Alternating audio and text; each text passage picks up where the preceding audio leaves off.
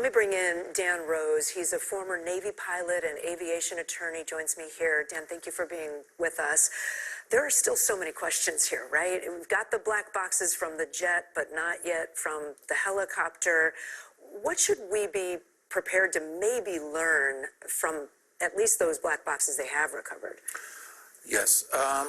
Well, from the CRJ aircraft, we're going to learn its position. We're probably the regional jet. Right, the regional jet. We're going to learn what the crew may or may not have seen, any communications they had. But, to the point, the helicopter is probably much more of interest because it'll tell us exactly what altitude they were at.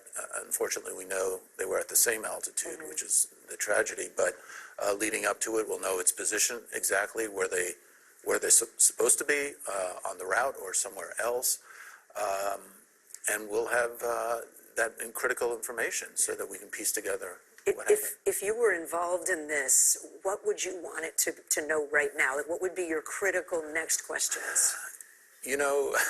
Probably can't get the answer because it would be wanted to know what the crew in the helicopter was talking about, what they were thinking.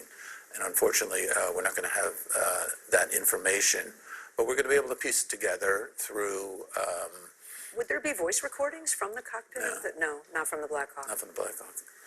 So that'll be unfortunate, but there's a lot of information out there. There's obviously communications with air traffic control in the Black Hawk, so that has already shed light on what the issue is. So we've obviously heard the air traffic control communications as well. A lot of talk about what happened Wednesday night and the fact that there was only one air traffic controller who was on the helicopter and the plane controlling both, which apparently is unusual. To your knowledge, is that not typical? It is. Could it have contributed?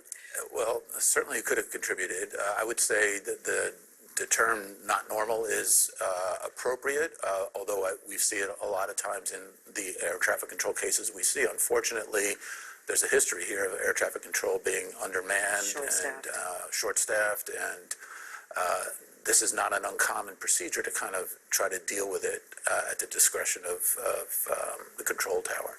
Dan Rose, nice to have you with us. Thank you. Sure.